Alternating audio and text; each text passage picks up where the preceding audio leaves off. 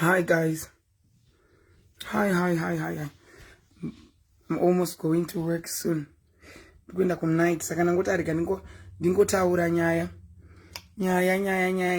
so that people they know, I want people kuti titaure nyaya kunyaradzo. Vanhu musazofambe muchitaura zvamusingaziye muchiti Tatelicious akasainiswa mapepa ambassador. Ndina matsamba ndakasaina. Let me just be honest about this. Andina mapepa ndakasaina. I don't have any papers that ndakasaina neNyaradzo. Why did this took so long? Pane mukomana anonzi Batsirai Simango. He is part of the team kuNyaradzo. Ndikaenda kubasa ndinokupostirai conversation yese emails chats andaitaura na CEO weNyaradzo. So chikazoita kuti nditumidzirwe those hembe dzine zita rangu ndichiendeswa. I had spoken with Wamataranyika achiti I can be the international brand ambassador. Then ndazoendeswa kuna Anabatsi. Then Anabatsi what do you want? Ndandaisa my request angu on the table. Shikans Madam Bossy and other, they are working for free. And murukunzwa. Ndakati it's okay. Inina I cannot work for free. Shikans chisai my requirements enyu kwina murukuda. That was the last of the conversation. And murukunzwa. Then ininda nangoti inini ndozoti I want this. Kurukunzwa na Madam Boss varuku havasi kubhadharwa, which was a lie.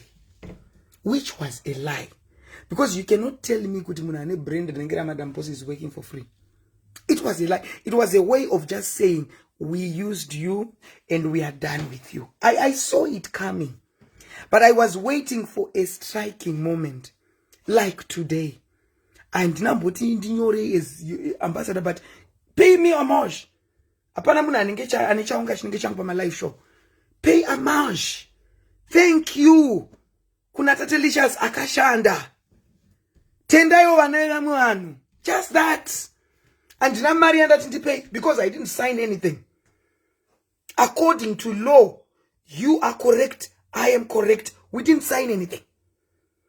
But I worked so hard, pulling people. I think I did. I deleted all the videos. I need to teach people something here. Usashandiswe nevanu. Guys, usashandiswe nevanu. I'm not. It's a lie that Japreza is working for Nyaradzo for free. It's a lie. It's a lie. I have that. Let me just. I'm going to work for a night shift, guys. So that's why you are seeing me prepare. I'm just saying this. Musazoti Tatelicious. Musazutauri Tatelicious aka I didn't sign anything with Nyaradzo. But direction, because imi musangoti Tatelicious akuna company inonyora munhu zita. You know the regalia Nyaradzo has got my name and my face mask and everything. You know it has my name. Everything, which means something was happening. But Naspango's postwa because of too official. Command unofficial wadi kumentionwa. Because Japreza doesn't have the numbers of mine on live shows. Madam Boss doesn't have my numbers on live shows. Which means ndashorwa. Alright, man, ndishorera ungocha, I understand. You should have just told me you don't want my services. Yeah. That's so not good. Like really, I was so touched by this. You rarely see me go and shoot live videos outside, guys. I was so touched. I said I'm touched like this. I went and did a live video out in the city, drove and did this for Nyaradzo. No man, Nyaradzo is no good. I was so heartbroken. I read all the passage. Alright, nema unofficial. The likes of Tatelicious, we thank you. I didn't say I'm an official. I didn't sign anything. But you despised people who follow me. Marabishwana. Paribo. Anyway, guys, this is what has happened. And these are tears of pain. Ndaisa a lot of effort. Telling people, Nyaradzo this, Nyaradzo that. Nyaradzo this, Nyaradzo that. And all of a sudden, can't you see it's a loss? How many things did you send here?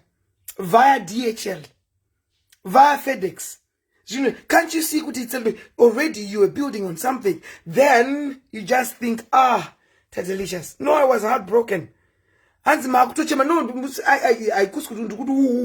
but there's a moment in life which you are heartbroken. Like really, Nyaradzo, really, and you just decide to put Tyra and Jabreza. Is that fair? I hope you feel, Kuti, that post was uncalled for. That post, they are your official brand ambassadors, okay. But there are people who are working in the background like Tatelicious. You won't deny the fact like that.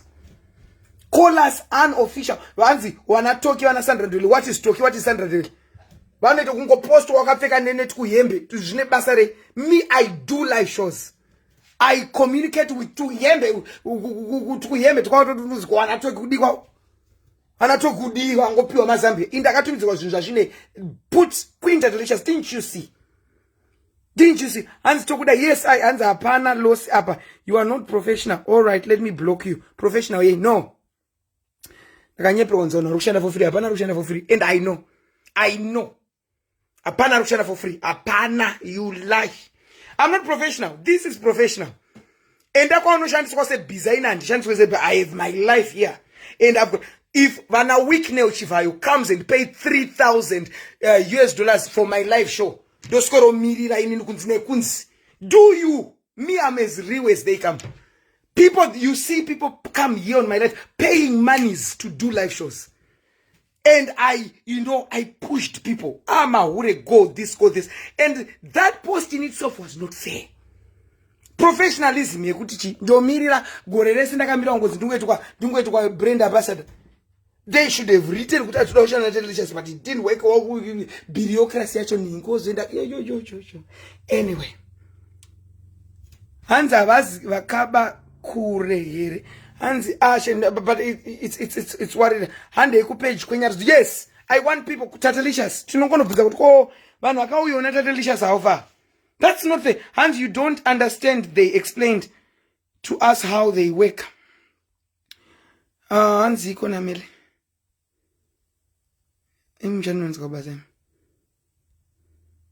Someone complained about you, Queen, saying, and I do not say, Vango Singazi, Vango Singazon, my trando at Tatelicious. Showing a change and looked Madame Boss, I'm catching the mocha in. This is a niche, Kubasa one on it and a bus. This is a niche. And it changed this way. And if I'm not changing right to Tatelicious who don't Nyaradzo, Pawai to brand ambassador, Nyaradzo, and the Nyaradzo when Madame Bossing. This is a niche to you. And Nyaradzo gonna tie him. To you. And to you. Anyway, I'm moving. I'm moving. Tunaenda kumakamba na not embrace. Never worry. And now, yeah, because it means that we are not valued. It means na indatazi hanzi Madam Bossa nditiva no kwirana na nyati ra izvo zvokwirana kwawanda basa na zveshe. Na zvokwirana whether hanzi hao vanokwirana na mataranyika what it's none of my business. But anyway, nyati chadzinzwa. My name is Queen Tatelicious. I rarely cry. This touched my heart. Even my ancestors, I told them, this touched my heart. I rarely cry. I wait him gorirese uchingodzi Nyaradzo. Chino tichazokutumidzira paperwork. Iye wacho anotonzi basira. Pane musikana anonzi Mebo anenge akamba ato block. Anenge akamba anzi usati mutaurira Tatelicious zvachose. I think tine ma voice notes. Imi munonotsa basa ndapfeka uniform kai. You know what I would do? Ndakakaska kusvika kubasa dakuda kutumidzirai ma screenshot emachats andaita na mataranyika. But zvandaita na mataranyika zvakazonoita vice versa office. Because vakatanga kuti Madam Boss, I think I told you that vamwe vese vanoshanda neNyaradzo they work for free. They work for free indakata after working so many years on social media. And you are told, just give us numbers. Tatelicious, just give us numbers. Give us numbers because others work for free. And we know Madam Bosaga and Ashunita casting and what of South Africa. We know they cater. So it's not vanoda kuenda kunokwana kwana kwa msiri kupiwa relevance. Inini I don't. Hanze hamushandi seku. No. And people, let's go. Until we are given at least respect. And chaita angu Nyaradzo. Gawandi tendeo. Gawandi po thank you. They should write something about how I worked so hard. Tunana rore nguyo tunobuda netuma skits vakagara indakaenda nchinopeka kuvarungu. Amuna kuno dadzura video yo dadzura ndiitwa mweshandiro iwo nekuti damatara nyika vagomware nekuti munoshandisa mwana wevamunhu motadza kana nenyaya ndakati Madam Boss ihure hazihure rapedza rumonga hazihure sese chihure chake achizipo chihure chake chanyanyo chamusasa ndakabviro kuma kudhara saka maida kundinyaradza nemazambia aiwa ngavaite mushi vanhu vaqueen ngatipiwe justice. Without justice, let's see. Handiti kune varume kuNyaradzo, handi kune zviri kuitika. You shall cry. Muchaona nevarume vakuru muchanyara iko kuNyaradzo ikoko. Make peace with me. Make peace with me. Make peace with me. As long as kune varume vakuru vane mporo dzinomira kuNyaradzo muchanyara. Apana chakavanzika pasi pezuva apa. Muchanyara. Make peace with me. You cannot write as neither way. Ndatadza were. Munondoza to Queen matadza. Malife mangana maindona nchiti mahure kuNyaradzo. Pakaitwa show musunona muna kundoona ma comment section nchiti kuNyaradzo. Naso ngonyora 1 2. When there is a person like me who has a lot of people who watches me, and you sideline, what's so special about official brand ambassadors? When there are people in the background like me who are working, cats and dogs. People are not grateful. Taura is jenyaskana. Achisimu dzike chaunga ichi shokumanya ichi. Achisimu dzike cha people should say thank you. Just I'm not going to let into the money. Pana mbonzo into the money. Ndire verere iwo. Ndire pana mbonzo ndikuda mari. Handi chozo takawira neNyaradzo izvo. But just knowing that I've put your name on my platform, a big platform, say thank you. Nyati, you know better. Don't go on a war with me. Nyati, you know better. Hey. And then I'm put on the bus. People are more than disease. Don't go in a war with Tatelicious. Don't win it. And I'm going to marry. Yay. And I got away. And we don't have that in contract. No. Say thank you. And I'm on you. And I'll buy my money. Garai pass. Bruce and I'm going to pass on the phone. Of the future. Bruce and I'm going to pass. Tatelicious said, I'm not to marry. Yip. Bruce and I'm going to pass one. Look at the man now, 6. And I'm going to pass. Yeah. That's what I want. But if I put a forge, come on now. You know how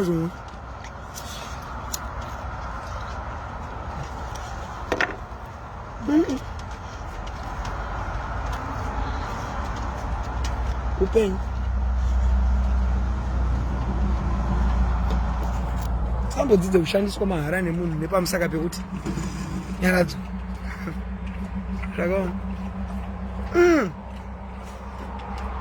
I work on that. I'm not Queen Matadza. But I just think Kuti, that post was not fair.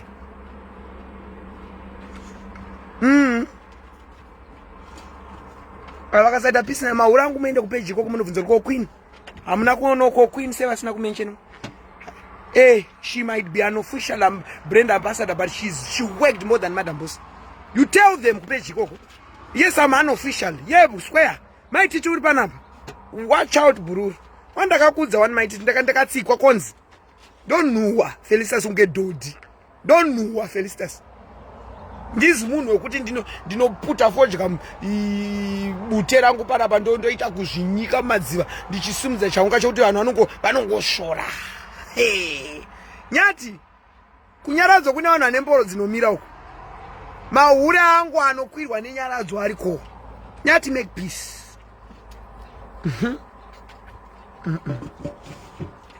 Andamboni kuda mari. Thank you. Thank you. Ukasabuda thank you. You see?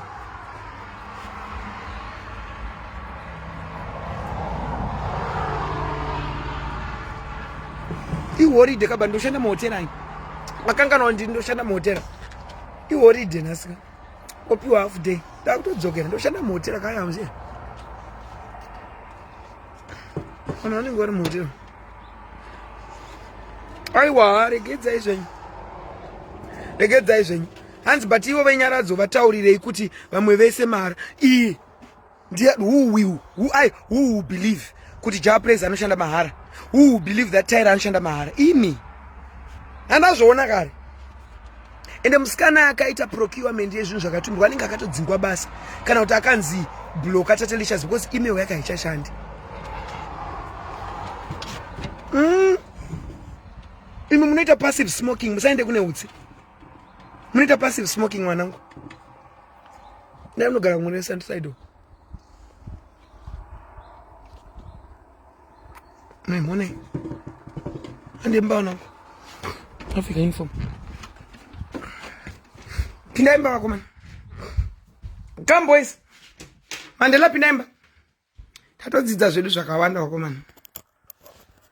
Muupenyu tita nai zvakanaka. Hanzi tate you made my day. Hanzi ndo aiwa ndati trita nei zvakanaka. Nyaradzo. Trita nei zvakanaka. You might even have just said a big shout out to the queen of the people. She did a lot. Just mentioning your name. I am followed with a lot of people. And I am influential. I think makaita cocktail party. My influencers. Whilst you are giving capacity building, we are powerful. And this kuzia zvinhu kuti ka doctrine kenywa kamnoitisana ikakaka kushandisana mahara, which I don't agree. Munoshamisika ndakukupai machatsa ndaitaura naMofi na Nyati na Mataranyika. But ndakangozoona zvinhu zvacho zvaita kunge pausingadiwa udiwika. Pausingadiwe you can feel still vanhu vanoshanda discernment. Pausingadiwe zvinhu hazvi takangoona takasudurudza but kusaitwa thank you daita life. Aiwa yo thank you yo kai chabudisa zvakawanda. Mark my words, I've been running on this social media for more than 7.5 years. Nyaradzo makabatira social media pamusoro. Makasvika tiri panapa. Please say thank you to my brand.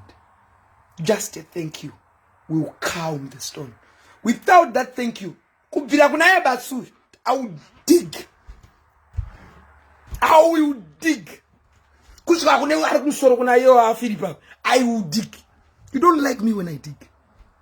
And things they come. Hanzi Nyaradzo yajaira zvechihure. I dig. Nenyaya ndakataura kuti Tyra ihure. Haazhure. Maida kuti ndimuti Mai Maria. Mai Mletiwa munogona stereki. Ndozokuradza ipa ndakatonzi na Nyati. Zvinoisi takagona kaka. Taitora kama screenshot. And be nice to Tyra. She's a friend of Haribabu.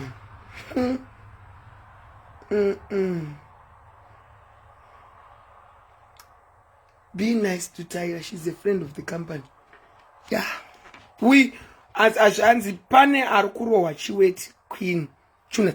Don't worry. Regatisange imi maurangu chenda iku page reNyaradzo. Kwa post kwa Japraise na ningi na Madam Post mongoto chero Queen wakashanda. She worked. Mzanifananze nana Tuki nana Sandra Ndegele nana Lorraine. Hapana chawakashanda. Havana chawakashanda. Vanhu vari mudzimba dzawo kungoita ka video keNyaradzo. No, indakabuda mu street. mune varungu ndakanochema Sauro from Z ndakashanda, and I did 2 or 3 lives just talking about Nyaradzo. This kutaura zvemaskiti ndikutaura chaizvo real life. So please, let's just, I don't dig and digger. And I dig, and people come with information. Trust me. Please, peace. So, Nyaradzo, and Sicily party, that over so, and I read a life now to so, and Sicily party, we cannot solve anything. I just want my thank you. Without writing a thank you, page 0 change. Ndi matimuri, murukuma kuna na UK yuko muriko futuko. I will lodge my complaint to the government itself to say our transgender is going to be used like this. You won't like it. I dig. Don't like it. I dig. Please make peace. Just a thank you. Page 0 change baba. Ndikwani say okana last statement. Editai. Page tungoda thank you and queen atikuda mari. Mari atina wira na tinambo wira njemari. Ndipana kasaini. Davatipo thank you. Totangira ipapo daudzidzisa vanhu kuti usango ite chaunga chako just for the sake kuti waenda kunomira pasi organization isiri kupa kana mari yekoko. Ndine wifi broadband munomu. Internet yangu yakachererwa pasi. Mabhira angu aiketa, then you see big names coming here. Amuna kuona weekend vachiti 3000 panapa. Vachibvisa mari, which means they know my value. So ngati hanza don't worry queen, tinokutumira ma streets tinokumirira ma. Yeah, I know. Takaita sei kuna TV, Nash TV kwanza vanhu vari kushandiswa takamba tangozvibvarisa. So please, because tinenge tiri kuona kuti vanenge Nyaradzo inenge iri kushandisa vanhu vane influence for their own benefit. Fungai vanhu vangani vakanojoina mapolisi eNyaradzo mandakaita mavideo. I didn't even ask about the money, because contract yainzi iri kunyorwa zvikazoendeswa kuna anonzi Batsi, and he didn't like me. I could sound it. But anyway, Batsi, just know that as long as Zimbabwe is concerned, I'm the territorial commander. I'm the territorial commander. Trust me. Kadai zvinyi muchishanda nezvituna muchizvigeza muchizvipoda, indi chituna. Kadai muchishanda nazvo, indi chituna chipenyu. I'm a live ghost. So please make peace with me. Because ndikuona kamushandisirwo kari kuitwa fana na Lorraine ka. Pane vanhu vanoda kungosunga mazambia just for the sake. No. Anyway, we will see. Maura Queen, God, discrimination chaiyo tariro.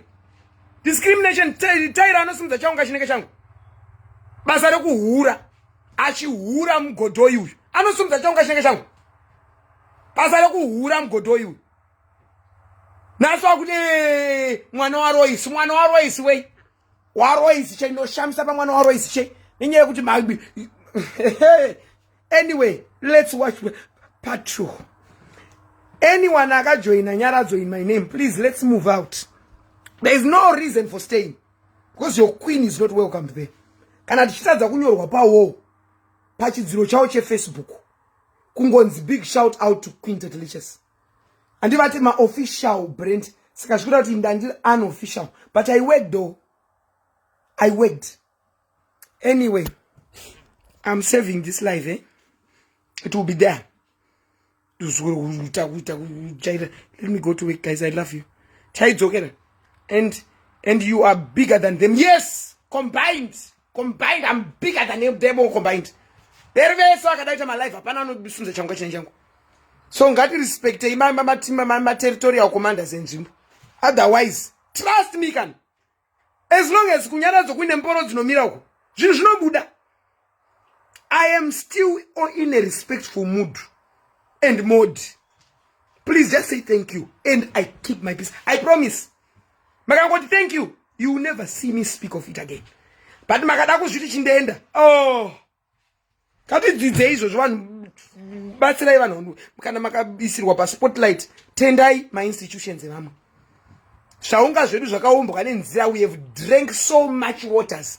Takatemerwa nyora dzakasiyana siyana kuti timire pavanhu panapa. Musashore ng'anga nemagodobora akatiisa muvanhu. Musashore zvanza zvevamwe vanhu. Please. Because square.